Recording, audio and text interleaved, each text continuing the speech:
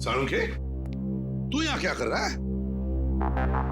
वो लगता है फिर से गलती करके आ गया ये। यार प्रद्युमन, तुम कभी सुधरोगे नहीं क्या यार?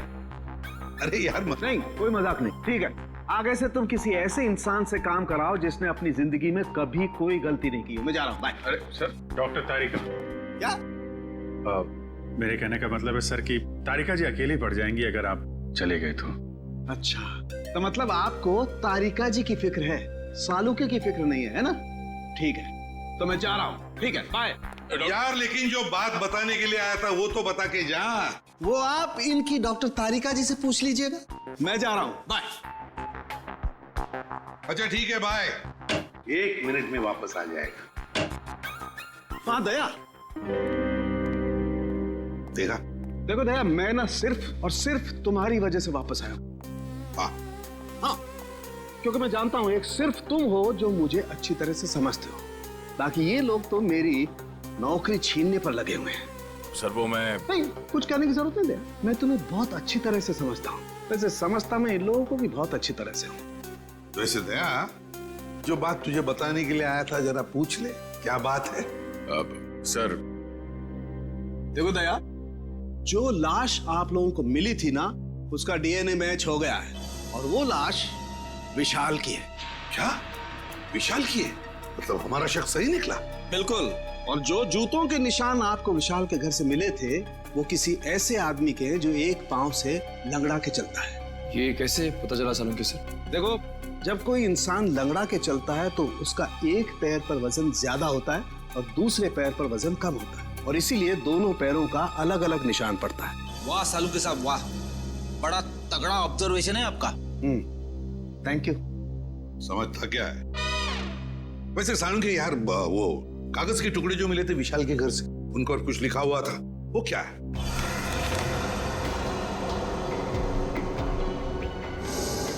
वो ये था, अगर तुमने जुबान खोली तो जान से जाओगे।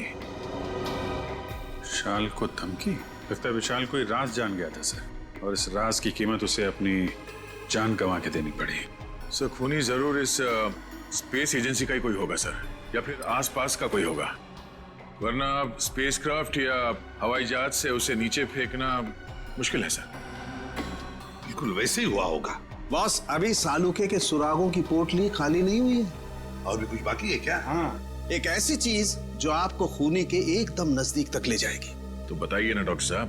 देखो दया, इन लेटर्स को गौर से देखो। इस आदमी ने ये लेटर्स कैपिटल में लिखे हैं ताकि अपनी हैंडराइटिंग को छुपा सके, लेकिन इनको जरा गौर से देखो। ये लेटर्स कहीं कहीं पर हिले हुए हैं, कमजोर है। मुझे लगता है इस आदमी का हाथ कांपता था जब ये लिखता था। कमाल है सर, धमकी भरा खत लिखता है और लिखते वक्त हाथ भी कांपता है। डर की वजह से? बिल्कुल सही फ्रेडी, डर की वजह से ही।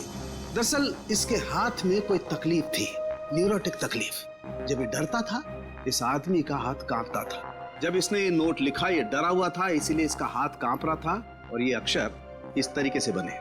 हाथ में तकलीफ? विशाल सर बहुत साल पहले अंतरिक्ष में गए थे, लेकिन किसी और देश की तरफ से। सर वो घटोत्कच, विशाल का असिस्टेंट। विशाल कुछ लोगों को ट्रेनिंग दे रहा था अंतरिक्ष में जाने के लिए, ये घटोत्कच भी उनमें से एक था।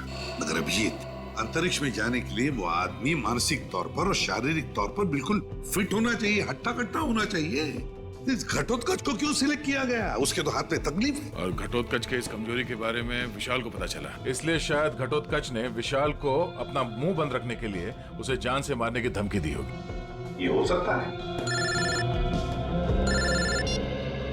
महाराजा, क्या? देखो, सभी पुलिस स्टेशन में खबर कर दो, उसकी फोटो भिजवाओ, सब जगह नाकाबंदी करवा दो। ओके? क्या हुआ? सर ये विशाल की पत्नी अदिति, ये किसी तीर्थ यात्रा पे नहीं गई है। उसने किसी भी बस, ट्रेन या फ्लाइट की टिकट बुक नहीं करवाई। वो गायब है। अदिति गायब है? गायब है अदिति? तो फिर ये गई कहां? और फिर विशाल को मारा किसने और क्यों मारा? इन सारे सवालों का जवाब तो अब घटोत्कच ही देगा। घटोत्कच।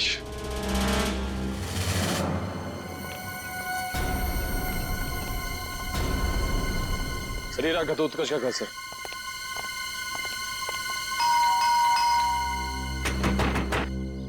दरवाजा खोल ही नहीं रहा है। पीछे से कुछ आवाज है? हाँ।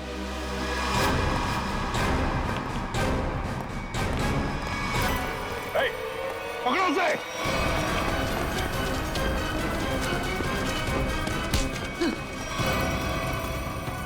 सीआईडी से भाग रहा है? कहाँ भाग रहा है? मुझे छोड़ दीजिए सर, मैंने कुछ नहीं किया सर। कुछ नहीं किया तो भाग क्यों रहा था? मैं जानता था सर कि आप लोग मुझ पे शक करेंगे। आप लोग मुझ पे शक करेंगे? शक नहीं करेंगे तो क्या पूजा करेंगे? हाँ?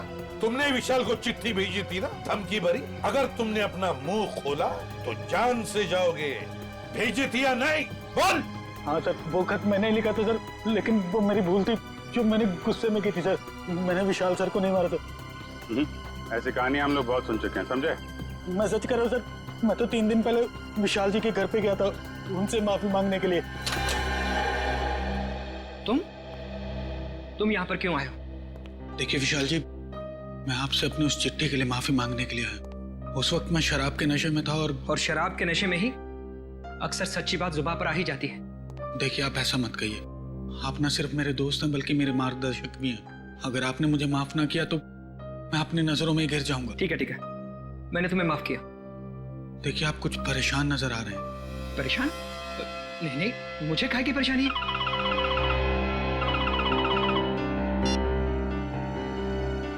हेलो जी, ठीक है, आप जैसा कहेंगे मैं बिल्कुल वैसा ही करूंगा, लेकिन मेरी पत्नी पर कोई आंच नहीं आनी चाहिए।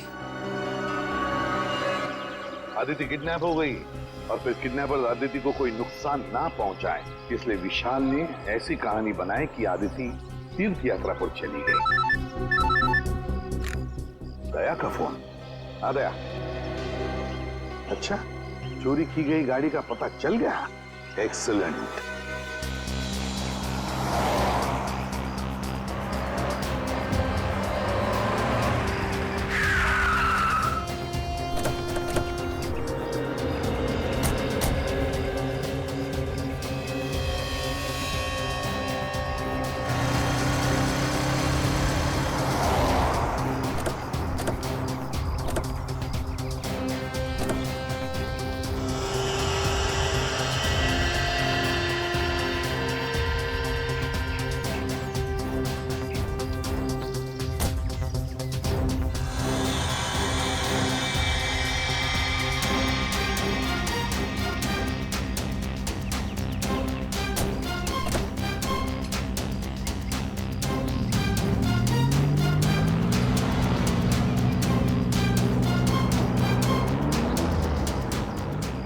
खूनी समंदर किनारे से इस गाड़ी में यहाँ तक आया और उसके बाद गाड़ी को यहाँ पे लावारिस छोड़ के किसी और गाड़ी में चला गया। लेकिन सर गाड़ी में तो कुछ भी नहीं मिला।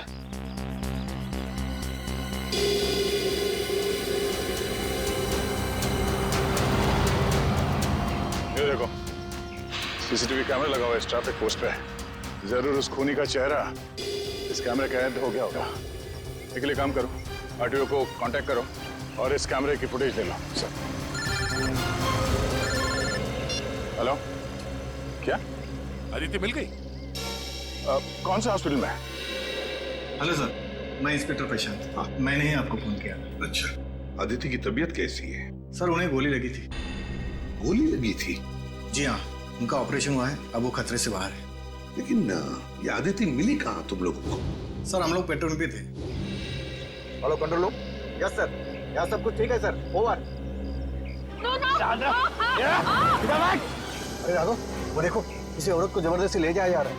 कहीं अदिति तो नहीं जिसकी फोटो सीआईडी ने भेजी थी हर जगह ढूंढने के लिए? हो सकता है। चलो देखते, पीछा करो उसका। चलो जल्दी।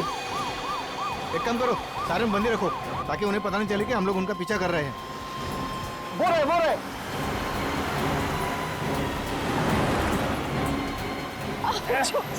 जाने दो मुझे, जाने दो ना मुझे।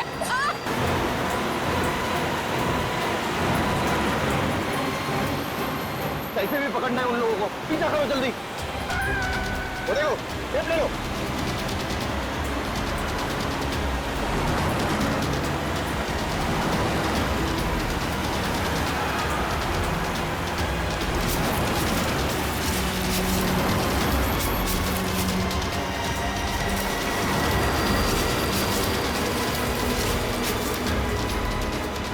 जाने दो ना मुझे। जाने देंगे? जाने से पहले एक तोहफा तो लेके जाओ। कैसा तोहफा? तोहफा दिखाता हूँ मैं तोहफा। ये है मेरा तोहफा। ड्राइवर तेज चलो।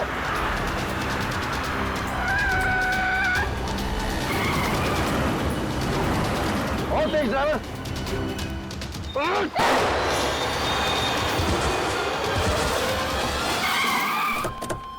चलो जल्दी चलो।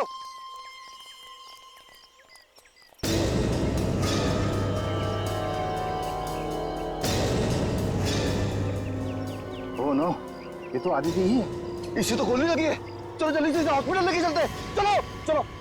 उस कार को हमने रोकने की बहुत कोशिश की सर, मगर हमारा ज्यादा ध्यान अदिति जी की तरफ था, इसलिए वो लोग हमारे हाथ से निकल गए। तुम लोगों ने बिल्कुल सही किया। गाड़ी का नंबर तो नोट किया होगा? नहीं सर, उस गाड़ी की नंबर प्लेट पे मिट्टी लगी हुई थी सर, इसलिए हम लोग आधा ही नंबर देख पाए। Good job. Thank you. हम लोग आदिति से मिलते हैं। जी सर।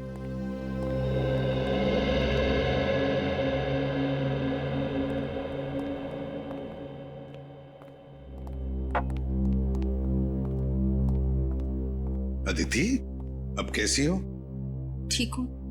आप कौन? मैं एसीपी प्रद्युमन, सीआईडी से। सीआईडी से? मेरे पति कहाँ हैं? बहुत जल्दी आ जाएंगे। बस एक बात बताओ, ये सब कैसे हुआ तुम्हारे साथ?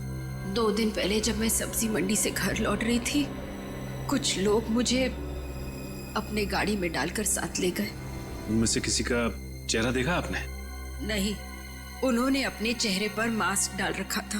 ओह, मास्क पहन रखा था। वैसे कहाँ लेकर गए वो तुम्हें, कुछ बता सकती हो? पता नहीं, उन लोगों ने मुझे कुछ खिलाकर बेहोश कर दिया था। एक अंधेरे कमरे में रखा था और वो मुझे विशाल के काम के बारे में सवाल पूछ रहे थे।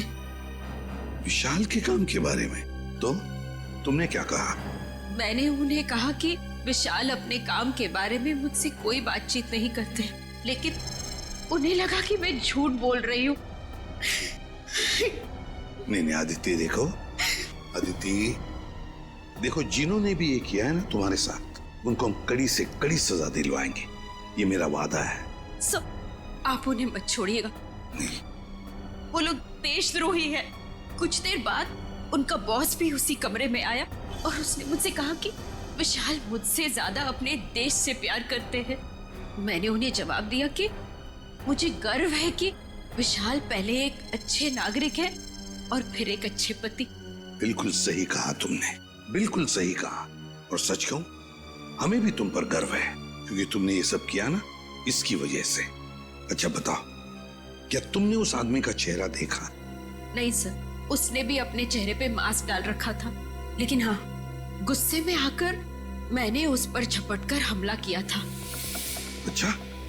उसके गर्दन पर खरोच आ गई थी। उस आदमी के गर्दन पर खरोच आई थी? तो फिर सचिन, जरूर आदिति की नाखून में उस आदमी की चमड़ी के अंश होंगे। उस आदमी के चमड़ी के अंश होंगे। हाँ निखिल, ट्रैफिक सिग्नल का फुटेज रेडी है? हाँ सर, रेडी है। चलो देखते हैं।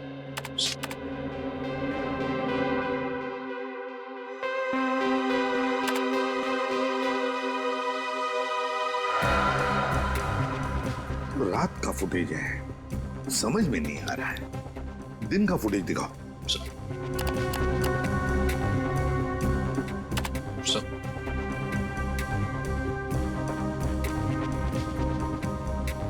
कोई आदमी गाड़ी की तरफ चलते हुए आ रहा है।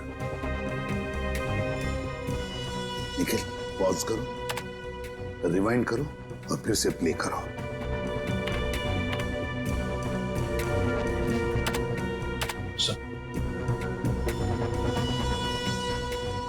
और जो जूतों के निशान आपको विशाल के घर से मिले थे, वो किसी ऐसे आदमी के जो एक पांव से लंगड़ा के चलता है। बाएं पैर से लंगड़ा भी रहा है। कहीं ये हमारा खूनी तो नहीं?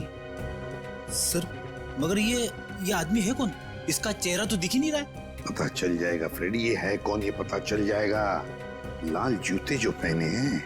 निखिल, रिवाइंड करो, जूम करो जूतों पर।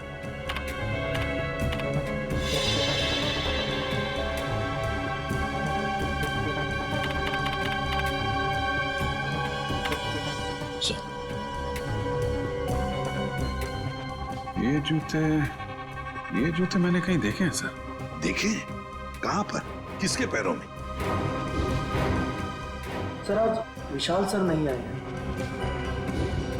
समीर, विशाल का असिस्टेंट सर, और वो लंगड़ा के भी चल रहा था। विशाल का असिस्टेंट समीर। अरे दरवाजा तो खुला ही है। हाँ, कौन खून? चुप करना रहना। लगता है किसी को घसीट के ले जाया गया है यहां से उस तरफ।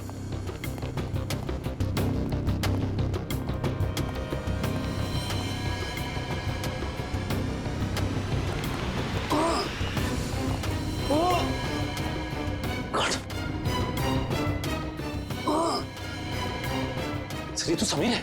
समीर, जल्दी से एम्बुलेंस बुलाओ। समीर, घबराओ मत। देखो हम लोग सीआईडी से। हेलो, कुछ नहीं होगा, एम्बुलेंस बुलाई है हमने। क्या क्या कह रहे हो? क्या बताओ बताओ। Sameer, Sameer. Okay, thank you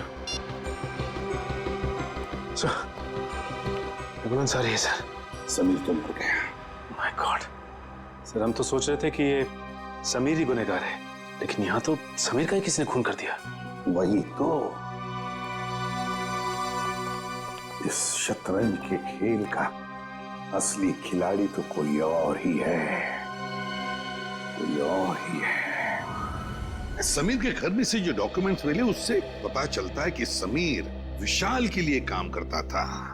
जासूस था वो विशाल का। दुनिया के सामने समीर विशाल का असिस्टेंट और असली काम जासूसी। एग्जैक्टली। पर जब विशाल को पता चला कि स्पेस एजेंसी में कोई गद्दार है जो वहां की खुफिया इंफॉर्मेशन बाहर भेज रहा है, तो बस उसका पर्दाफाश करने के लिए उसने समीर को रख लिया काम पर, जासूस बनाकर। और इसीलिए समीर ने भी हमें कुछ नहीं बताया, क्योंकि विशाल ने उसे ऐसा करने से मना कर दिया था। हाँ, तब दया जब विशाल का खून हुआ तब शायद समीर तहकीकात करने के लिए विशाल के घर गया।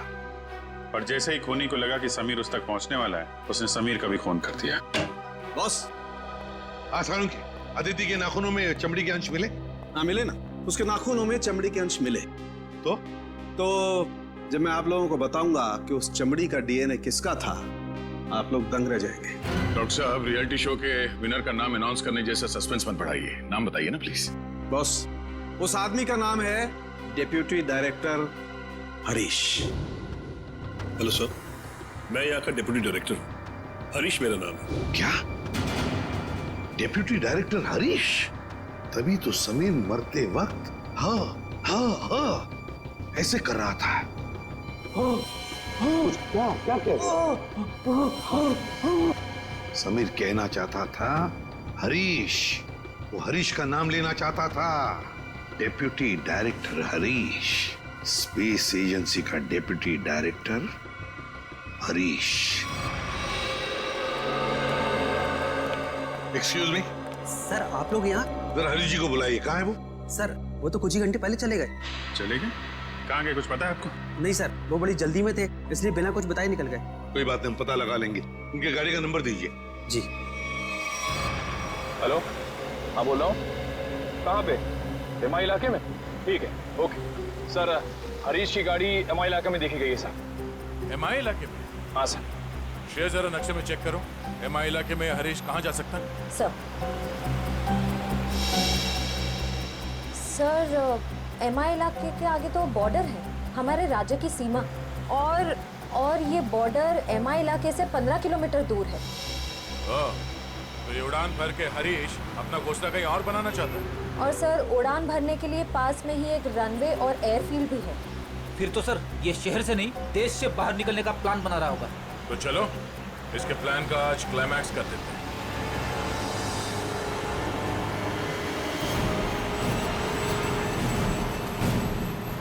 सर वो देखिए, हरीश की गाड़ी है।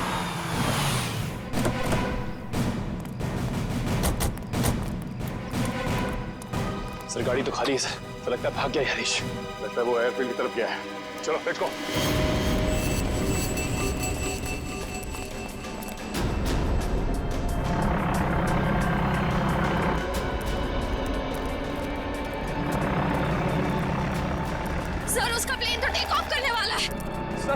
अगर ये विदेश चला गया तो इसे पकड़ना और भी मुश्किल हो जाएगा।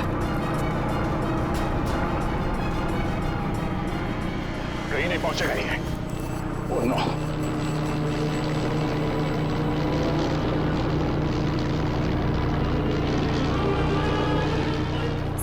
सर हम कंट्रोल टावर से पता कर सकते हैं कि ये प्लेन किस दिशा में और कौन से देश की तरफ गया है।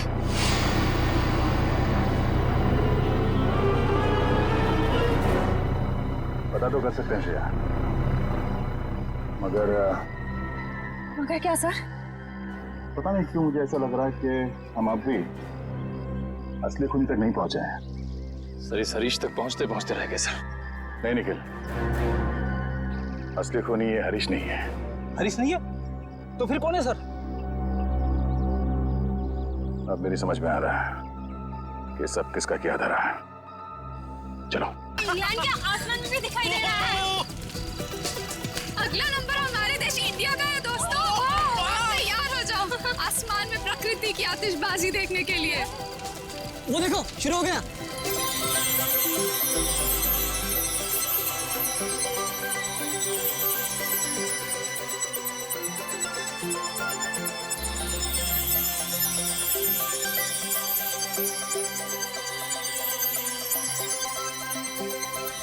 ये मेरी जिंदगी का सबसे खूबसूरत पल है। ऐसा नजारा तो मैंने पहले कभी नहीं देखा।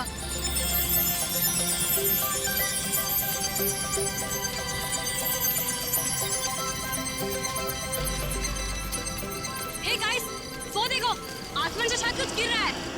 ये कहीं किसी मीटियोर का हिस्सा तो नहीं है? वो देखो वहां गिरा, चलो देखते हैं।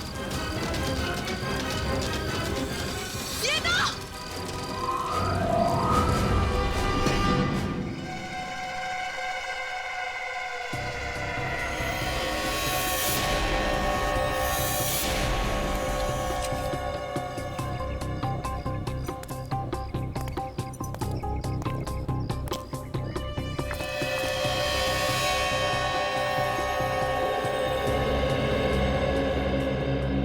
लाश की हालत तो बहुत खराब है, हड्डियां वगैरह चकनाचूर हो गई है। हाँ सर, लेकिन ऐसा तो तभी हो सकता है जब कोई काफी ऊंचाई से गिरा हो। लेकिन सर यहाँ कोई बिल्डिंग तो है नहीं, चारों तरफ खुला मैदान ही है। लाश आसमान से गिरी है श्रेया, वरना इसकी इतनी बुरी हालत नहीं होती।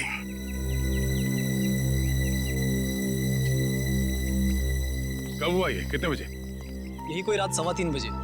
हम लोग रात को मीटियर शावर देख रहे थे, तभी अचानक आकर के कुछ गिरा। और हमें लगा मीटियर शावर का ही कुछ हिस्सा होगा, लेकिन जब पास जाके देखा तो लाश थी। सर जब लाश ऊपर से गिर रही थी तब ये जल भी नहीं रही थी। अच्छा, ये केस कुछ ज्यादा ही पेचीदा लगता है। देखते हैं डॉक्टर सालुंके क्या कहते हैं इस लाश को देख के। चलो।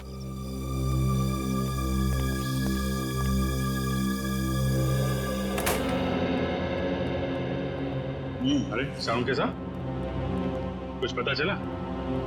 हाँ, फिलहाल तो इस आदमी की उम्र पता चली है, और वो भी डॉक्टर तारिका ने ही पता किया होगा।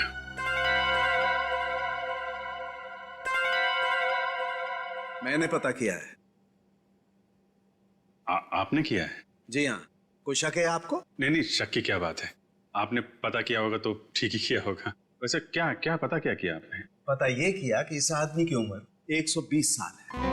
क्या 120 साल का बुजुर्ग आदमी इतनी ऊंचाई से गिर के मर गया? क्यों?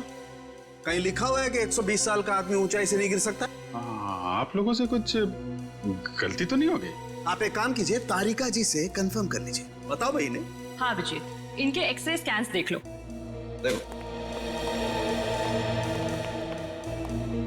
ये देखिए, इनकी हड्डियां काफी कमजोर हो चुकी थी, जैसे कि उम्र के साथ साथ होता है। और टिश्यूज को हुए नुकसान को देखकर हमने अंदाजा लगाया कि इनकी उम्र तकरीबन 120 साल के आसपास रही होगी। अच्छा, वैसे कितनी ऊंचाई से गिरे होंगे ये?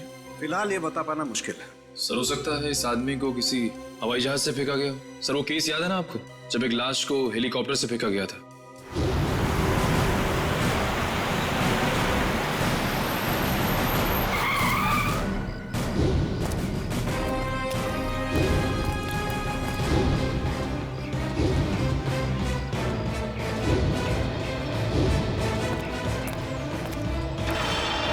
सर या फिर हो सकता है हॉट एयर बलून से, या फिर स्काई डाइविंग कर रहा होगा। अरे कैसी बातें कर रहे हो तुम लोग यार। 120 साल का बुजुर्ग आदमी स्काई डाइविंग करेगा, हॉट एयर बलून से कूदेगा? वैसे भी हमें वहां पे कोई पैराशूट वगैरह तो मिला नहीं था। हेलो, जली हुई चीज समुद्र में गिरी है, लाश के पास वाले इलाके में? ठीक है पहुंचते हैं हम।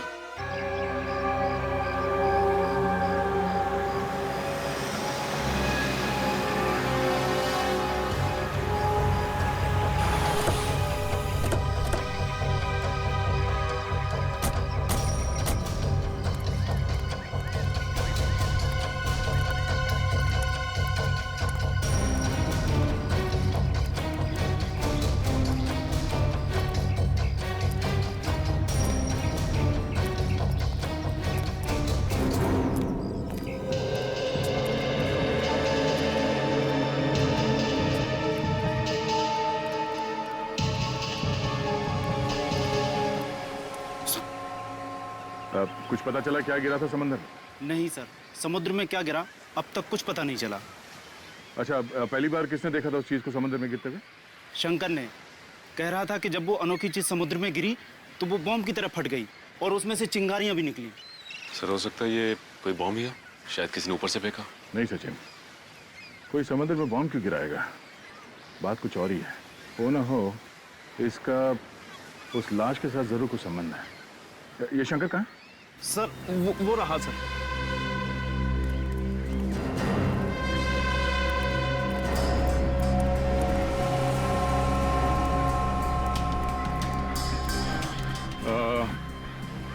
तुम शंकर हो? जी मैं शंकर हूँ। हम लोग सीआईडी से हैं। एग्जैक्टली हुआ क्या था? सर करीब रात के 3 बज रहे थे। मेरी बीवी जोर जोर से खर्राटे भर रही थी, इसलिए मुझे नींद नहीं आ रही थी। क्या आपकी वाइफ भी खर्राटे मारती है? रेडी, अब अपनी वाइफ की बातें शुरू मत कर देना। हाँ, क्या कह रहे थे आप? नींद ना आ पाने की वजह से मैं कुछ देर बाहर टहलने निकल आया, तभी अचानक मैंने देखा कोई बड़ी सी चीज जोर से छपाक करके समुद्र में गिरी। एक बहुत तेज रोशनी हुई, जैसे किसी ने आग का गोला दरिया में फेंक दिया। सर हो सकता है कि अंतरिक्ष से कोई उड़न तस्तरी गिरी होगी समुद्र में, और वो 120 साल का आदमी वो भी उड़न तस्तरी से ही गिरा होगा, फ्लाइंग सॉसर से। रेडी, मैंने तुमसे क्या कहा अभी? थोड़ी देर के लिए मौन व्रत रखो, समझे? सॉरी। जी कहिए। मैं समुद्र के नजदीक आया, ये जानने कि आखिर हुआ क्या है। तभी दूर एक आदमी की परछाई दिखाई दी। आदमी की परछाई? तुमने उसका चेहरा देखा? नहीं साहब, अंधेरा बहुत था, सिर्फ परछाई दिखी। वो आदमी समुद्र से निकला और वहां उस तरफ चलकर जाने लगा। फिर क्या हुआ? मैं उस आदमी का पीछा करने लगा क्योंकि मुझे शक था, पर वो आदमी वहां सड़क पर चलकर एक कार में बैठ गया और चला गया। कार का नंबर देखा है तुमने? नहीं साहब, नंबर तो नहीं देखा, लेकिन हाँ वो सिल्वर कलर की बैक्स्टर गाड़ी थी। उसने गाड़ी चाबी से खोली या? नहीं साहब, वो कार उसकी नहीं थी, क्योंकि उसने बहुत तिगड़म करके कार का दरवाजा खोला था। सर फिर तो कार चोरी की होगी। Thank you.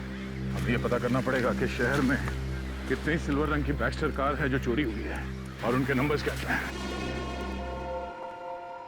Sir spectrometer test की रिपोर्ट आ गई है।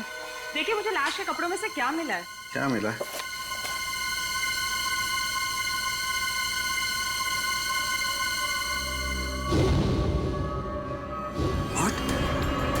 Rocket fuel? हाँ सर। अरे लेकिन तारिका, रॉकेट फ्यूल तो स्पेस क्राफ्ट को स्पेस में भेजने के लिए इस्तेमाल होता है। सर कहीं आदमी रॉकेट में होगा तो? नहीं नहीं, रॉकेट में होगा तो भी क्या है, रॉकेट में होने से इसके कपड़ों पर रॉकेट फ्यूल कैसे आ सकता है Tarika? It is not possible. नहीं नहीं, ये कुछ और ही चक्कर है। क्या? Oh my God, oh my God, ये कैसे हो सकता है? वो कैसा? ये मैंने क्या कर दिया है? अब देखना, वो प्रद्युमन वो मेरी मजाक उड़ाएगा, आग बबूला हो जाएगा मुझसे। यार ये ऐसी गलती मैं कैसे कर सकता हूँ? गलती? कौन सी गलती सर? आने के लिए उस समुद्र में जो खास चीज गिरी थी उसके बारे में क्या पता चला? सर अब तक तो कुछ पता नहीं चला है सर लेकिन गोताखोर लगे हुए हैं। सर समुद्र का वो हिस्सा काफी गहरा और खतरनाक है, इसलिए गोताखोरों को काफी दिक्कतों का सामना करना पड़ रहा है।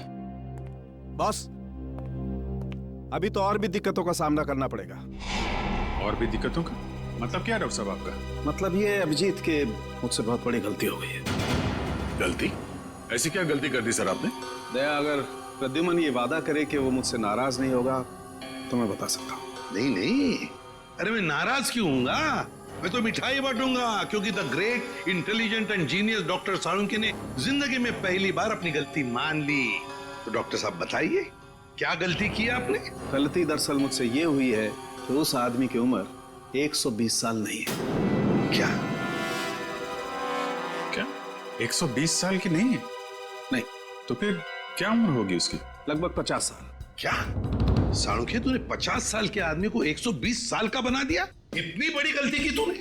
यार दरअसल उस आदमी की हड्डियां तो यही बता रही थी कि उसकी उम्र 120 साल की होनी चाहिए, मगर स्पेक्ट्रोमीटर टेस्ट के बाद उसके कपड़ों पर मिला रॉकेट फ्यूल ये बता रहा है कि ये आदमी 4-5 महीने अंतरिक्ष में रहकर आया है।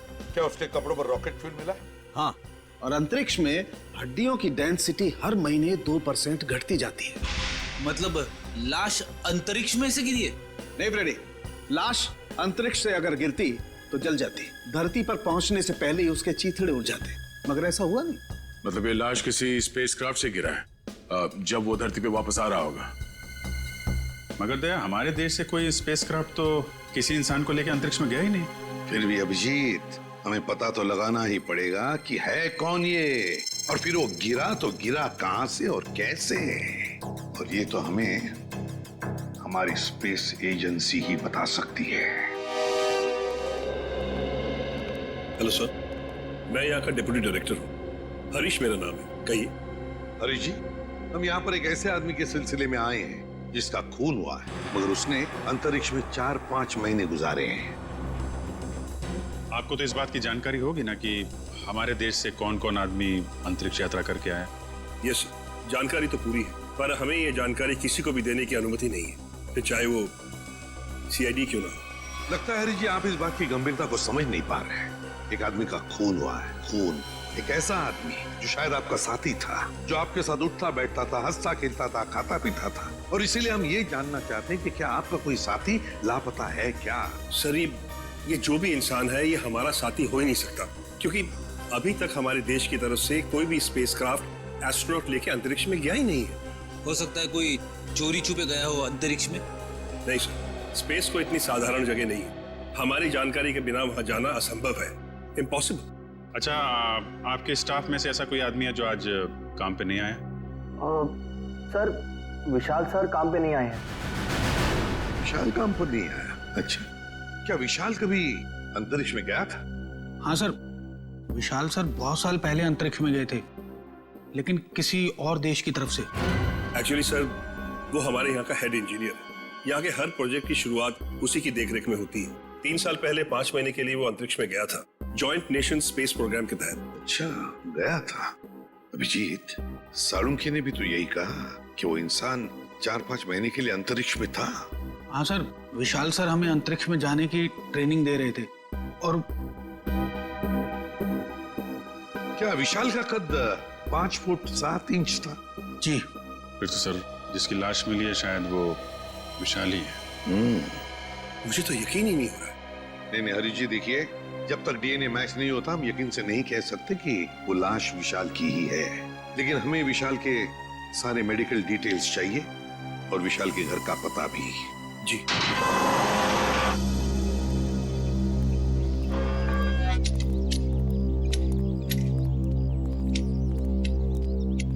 सुनिए, ये विशाल का घर है ना? जी, घर तो विशाल साहब का ही है, लेकिन वो घर पर नहीं है।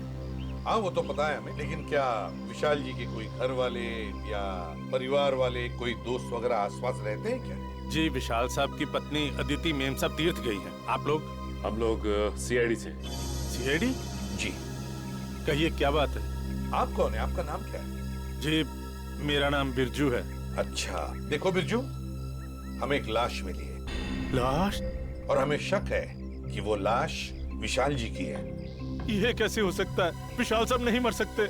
देखिए, आप संभालिए अपने आप को। फिलहाल हमें सिर्फ शक है कि ये लाश विशाल जी की है। हो सकता है कि ये लाश किसी और की हो। भगवान करे वो लाश विशाल साहब की ना हो। वैसे आखिरी बार कब देखा था तुमने विशाल जी को? कब मिले थे उन्हें? कल सुबह जब मैं काम पर आया था, तो विशाल साहब ने मेरी बाहर से ही छुट्टी कर दी थी। घर के बाहर से ही छुट्टी दी? क्यों, किस लिए?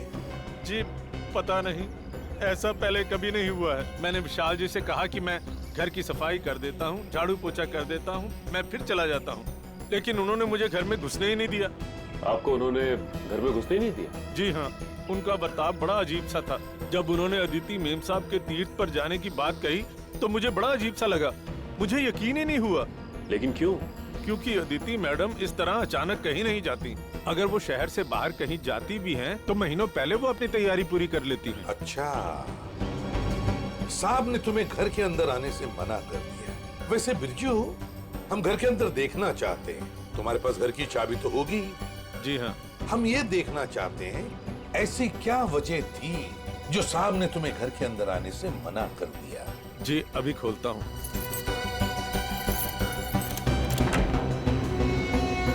आइए साहब। सचिन, घर को अच्छी तरह से देखते हैं, देखते कुछ मिलता है क्या। चलो।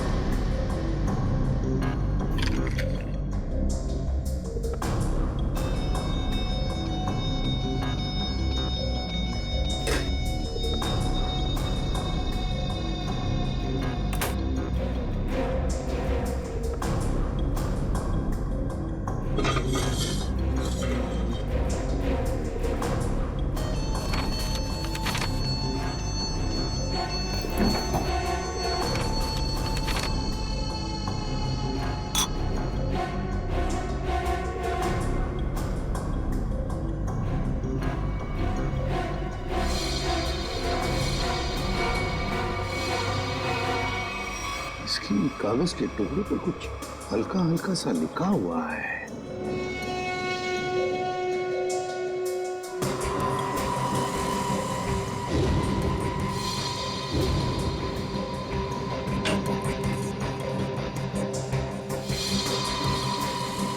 सर। हाँ सच।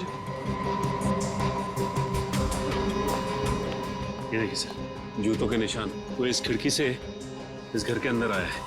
इसके जूते के निशान इस पेपर पे भी है सर। सचिन, घर की हालत को देखकर तो ऐसे नहीं लगता कि घर में कुछ चोरी हुई है, लेकिन जो भी इस घर में इस खिड़की से घुसा है वो या तो इस घर का आदमी है या फिर कोई ऐसा आदमी जो इस घर के बारे में और घर के लोगों के बारे में अच्छी तरह से जानता है और किसी खास मकसद से ही इस घर में घुसा है, किसी खास मकसद से। दया, वो चोरी हुई गाड़ी के बारे में क्या पता चला? सर, जगह जगह पुलिस चेकिंग कर रही है, बहुत जल्द गाड़ी। तुम लोगों को अपने बुरे कर्मों की सजा जरूर मिलेगी। सारा गुनाह तुम लोगों ने किया और इल्जाम मेरे मत्थे मर दिया। बात तो तेरी ठीक है, मगर सीआईडी कभी पता नहीं कर पाएगी कि असली मुजरिम कौन है, क्योंकि हमने तुम्हारे बैंक अकाउंट में पूरे 15 करोड़ रुपए डलवाए। 15 करोड़ रुपए? हाँ, 15 करोड़ रुपए, जिससे उनको लगेगा कि तुमने अपने जमीर का सौदा कर दिया है 15 करोड़ रुपयों के लिए, और अब देशद्रोही बन गए। शर्म आनी चाहिए तुम लोगों को। शर्म तो हमें आने से रही, अब तू एक अच्छे बच्चे की तरह उस नए मिशन की पूरी जानकारी हमें देते हैं। चल। नहीं, कभी नहीं। मैं रुपयों के लिए अपने देश को कभी नहीं बेचूंगा, कभी नहीं।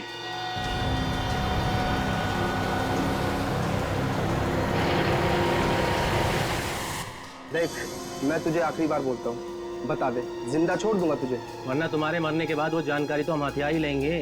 एक गद्दार की जिंदगी जीने से एक देशभक्त की मौत मरना मुझे ज्यादा गवारा है, समझे तुम लोग?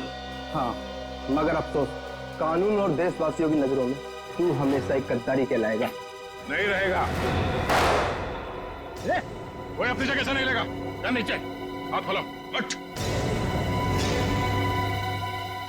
बस।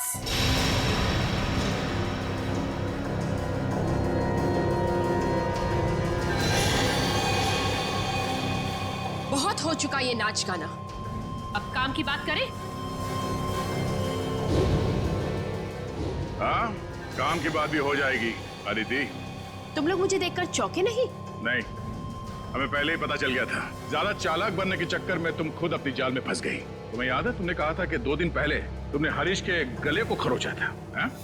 मैंने उस पर झपटकर हमला किया था। अच्छा? उसके गर्दन पर खरोच आ गई थी। हाँ तो? मगर जब हम हरीश से मिलने स्पेस एजेंसी गए थे तब उसके गले पे खरोच का ऐसा कोई भी निशान नहीं था। नहीं सर, स्पेस को इतनी साधारण जगह नहीं है। हमारी जानकारी के बिना वहां जाना असंभव है। और हमसे मिलने के बाद हरीश के गले पे खरोच का निशान बनाया गया ताकि तुम हमें गुमराह कर सको। सर इन लोगों को बिल्कुल मत छोड़ना। इन लोगों के पास देश की एक ऐसी खुफिया जानकारी है जो ये अरबों रुपए में दुश्मन को बेचना चाहते हैं। अपनी जेब भरने के लिए देश की सुरक्षा का सौदा करने चली थी तुम। अब चलो, मायके चलने की तैयारी करो। तुम लोग ऐसे नहीं मानोगे। सीआईडी के ऊपर गोली चलाने की कोशिश कर रही हो? ये रहा उसका इनाम। बोलो, क्यों किया तुमने ये सब? मैं दुश्मन देश की जासूस हूँ।